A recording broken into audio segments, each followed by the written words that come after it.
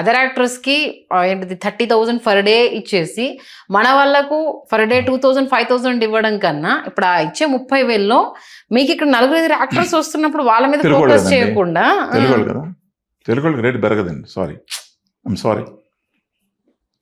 Telugu rate పెరగదండి. అక్కడికి వాళ్ళకి ఫ్లైట్ ఛార్జెస్ ఇవ్వాలి, స్టేయింగ్ ఇవ్వాలి, వాళ్ళ మళ్ళీ ఐకమత్యం ఉంటుంది. ఎన్ని టేకులను తీసుకోవచ్చు, మేము చెప్తాం, మేము నేర్పించుకుంటాం, ఏ రకంగా సహకారం కావాలి మేము అందిస్తాం. తెలుగు యాక్టర్లు పుట్టడమే మన తప్పు, అంతేనా? అంతే కదా. మీకు ఫ్లైట్ ఛార్జెస్ ఇస్తాం, అన్నీ ఇస్తారు. తీరా మా అసిస్టెంట్కి వచ్చేటప్పటికి ఈ 500 ఇస్తాం, మీ పెట్రోల్కి ఇంతే ఇస్తాం. మన దగ్గరకు వచ్చేటప్పుడు రూపాయి అయిపోయింది సిచ్యువేషన్. మేము కూడా పనిచేయాలి, తప్పదు. కూర్చొని అందరూ అన్ని వర్గాలు కూర్చొని చేస్తే వర్కౌట్ అవుతుంది. ఒకరి మీద ఒకరు ప్రేమ చూపించుకోవాలి. ఏదో ఎట్లా మాట్లాడారని ద్వేషం పెంచుకోకుండా, పాపం వాళ్ళ సమస్య ఉంది ఆలోచిద్దాం, లేకపోతే వీళ్ళ సమస్య ఉంది ఆలోచిద్దాం, లేదా ఒక ఆర్టిస్ట్గా మనం ఎంతవరకు చేయగలం, వాళ్ళకి ప్రొడ్యూసర్కి మనం ఎంతవరకు సహకారం అందించాలో మనం చేయాలి. పాపం ఆయనకి ఈ సమస్యలు ఉన్నాయి కాబట్టి ఎన్ని కూర్చొని అన్ని సెక్షన్స్ కూర్చొని డిస్కషన్ పెట్టుకొని ముందు లవ్ ఉండాలండి ఒకరి పట్ల. ఇవన్నీ కమాండ్తో జరిగేవి కాదు. Nothing can be achieved. ప్రెజర్తో ఏ పని జరగదండి. ఒకరి మీద ఒకరికి ఇష్టం ఉండాలి. ప్రొడ్యూసర్కి ఆర్టిస్ట్ మీద ఇష్టం ఉండాలి, ఆర్టిస్ట్కి ప్రొడ్యూసర్, మా ప్రొడ్యూసర్ నిలబడాలి, ఆ నిలబడితే మేము బాగుంటాం అన్న ఆలోచన వీడికి ఉండాలి. వీళ్ళిద్దరు బాగుండాలని మా ఛానల్స్కి ఉండాలి, మా ఛానల్ బాగుండాలని వీళ్ళకు ఉండాలి. ఇన్ని కలగలిసినటువంటి పాయింట్స్ ఉన్నాయమ్మా. దీనికంతా ఒక సరైనటువంటి ప్యాటర్న్ ఉండాలి.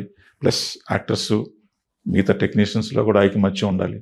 ఇవన్నీ కూర్చుంటే తప్ప, అన్ని 24 క్రాఫ్ట్స్ కూర్చొని ఇది మన సమస్య, ఇది దీన్ని ఎక్కడ లూప్ హోల్ ఉంది, ఇక్కడ సరి చేసుకోవాలి. ఇప్పుడు నేను ఏదైనా చెప్పాను అనుకోండి, ఏంటి వీడు చెప్పడం ఏంటి అనే ఈగోకి వెళ్లకుండా, పాపం హరిగారు తన అభిప్రాయం చెప్పాడు అని పాజిటివ్గా తీసుకొని ఆలోచించే ప్రొడ్యూసర్లు కావాలి. ఆయన చెప్పడం ఏంటి అనే తత్వంకి వెళ్లకుండా, పాపం ఆయన మాట్లాడింది ఎవరి కోసం, మన వెల్ఫేర్ గురించే కదా, మన తెలుగు పరిశ్రమ గురించే కదా మాట్లాడింది అనేటటువంటి భావన తెచ్చుకుంటే ఏముండదు. ఆడు చెప్పడం ఏంటి, డబ్బులు మాయి, మేము పనిస్తే బతికేవాడు అని ఇగోకి వెళ్తే కష్టం, ఏమి చేయలేం. ఓకే, నెక్స్ట్ కమింగ్ టు రొట్టె కొట్టుడు సీరియల్స్, రిపీట్ స్క్రిప్ట్లు, పాత దాంట్లో అంటే పాత సీసాలో కొత్తది ఏదో పొద్దామని ప్రయత్నం చేస్తున్నారు కానీ జనాలకు ఎక్కట్లేదు. ఎందుకంటే ఒకప్పుడు సీరియల్స్ అంటే నెక్స్ట్ ఏం జరుగుతుంది, అరే దీన్ని ఎలా ఇచ్చేస్తారు అన్న ఒక భావోద్వేగం, ఆ ఎమోషను ప్రతి మనిషిలో, అబ్బా ఇది మన ఫ్యామిలీలో వచ్చిన ఇది కదా అన్నట్టు ఉండేది. బట్ ఈ మధ్య చూస్తే కక్షలు, కార్పణ్యాలు ఎట్లా చంపాలి, అత్తాకోడల్ని ఎట్లా హింసించాలి, వదిన మరదలు ఎట్లా, ఇవి ఎక్కువ చూపిస్తున్నారు. అందుకే సీరియల్ అంటే కొంచెం హేట్రేట్ వచ్చిందన్న ఒక డిస్కషన్ నడుస్తుంది. దీని గురించి ఏమంటారు? తరబడి అయిపోయిందమ్మా, చెప్పాను కదా, రోజుకి 3 ఎపిసోడ్లు కావాలి. 3 ఎపిసోడ్లు కావాలంటే కథ మీరు నమ్ముతారా? నేను చూసినటువంటి సందర్భంలో ఏంటంటే మినిమం ప్రొడ్యూసర్ దగ్గర 30 ఎపిసోడ్స్ ఇన్ అడ్వాన్స్ ఉండేది. 30 ఎపిసోడ్స్ 30 ఎపిసోడ్స్ ఇన్ అడ్వాన్స్లో ఉండేవాళ్ళు. ఇప్పుడు అంటే అంతా రెడీ, పక్కాగా రెడీ, 30 ఎపిసోడ్స్ మన చేతిలో ఉన్నాయి, ఇవి టెలికాస్ట్కి వెళ్ళిన తర్వాత మనం మళ్ళీ ఫ్రెష్గా తయారు చేసుకుంటాం అనే రోజులు చూశాను నేను. ఇప్పుడు అలా కాదు, మూడో రోజు టెలికాస్ట్కి ఈ రోజు కథ తయారవుతుంది. ఓకే, అంటే బికాస్ ఆఫ్ ది కాంపిటీషన్.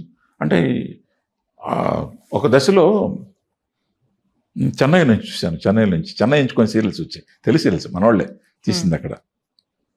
నిన్న పేపర్లో వచ్చింది, ఈరోజు టీవీలో ఈ ఎపిసోడ్, ఈరోజు ఎపిసోడ్లో వచ్చేది. ఎలా సాధ్యం ఇది?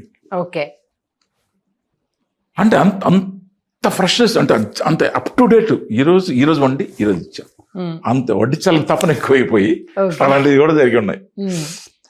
కొన్ని సందర్భాల్లో సాయంకాలం ఎపిసోడ్, రేపు 8 గంటలకి ఎపిసోడు 2 గంటలకి రెడీ అయ్యి వేడిగా సంకలో పెట్టుకొని స్కూటర్ వేసుకోవాలని దూరదర్శన్ పరిగెత్తిన రోజులు కూడా ఉన్నాయి.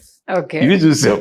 అసలు సీరియల్ అంటే జుబ్ ఎలివేషన్లు, ఒక్క ఇన్సిడెంట్ కి సంబంధించి అందరు టక్ టక్ టక్ టక్ షార్ట్స్, ఏం సరే డ్రామాటిక్ అది ఇది ఉంటేనే జనాలు చూస్తారన్న ఫిక్స్ అయ్యారా? ఏమ్మా, నేను చేసినప్పుడు మీకు తెలుసు కదా, ఋతురాగాలు, కస్తూరి, చక్రవాకం, ఇలాంటి అద్భుతమైనటువంటి తెలుగు సీరియల్స్ ఎలాంటి ఎలివేషన్స్ లేని సీరియల్స్. అసలు శ్రీకాంత్ ప్రొడక్షన్స్ అని అంటే ఒక చరిత్రమా, ఒక history.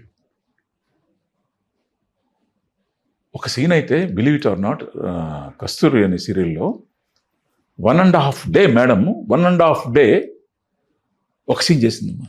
Can you believe it? 1.5 day. అవి ఒక రోజులు అంటే ఆ రోజుల్లో బడ్జెట్ అలా వర్కౌట్ అయింది వాళ్ళకి. ఆ రోజు సిస్టమ్ వేరుగా ఉంది. ఆ రోజు ఏంటంటే స్లాట్ తీసుకునేవాడు. ఇప్పుడు నేను ప్రొడ్యూసర్ అనుకోండి, మీ స్లాట్కి ఈ రేటు ఈ టైంలో నాకు ఈ స్లాట్ కావాలండి, మీ అమౌంట్ చెప్పండి, మీకు ఎంత కట్టాలో కడతా. ఓకే, అట్లుంది సిస్టమ్. దానికి బిజినెస్ అంతా నేను చేసుకునేవాడిని. నా మనుషులు మార్కెటింగ్ మనుషులు ఉండేవాళ్ళు. నాకు వచ్చే రేటింగ్ని బట్టి నేను యాడ్స్ అమ్ముకునేవాడిని. ఆ ప్రాఫిట్ అంత గొప్పగా ఉండింది. ఒక చరిత్ర అవి ఒక రోజులు. ఆ తర్వాత ఎప్పుడైతే వేరే విధంగా వెళ్ళిందో మార్పులు అంతే, కాలానుగుణంగా అనేక రకాలైన మార్పులు వచ్చేసాయి. ఆ మార్పులకి అనుగుణంగా వెళ్ళడం వల్ల ఇవన్నీ జరిగాయి.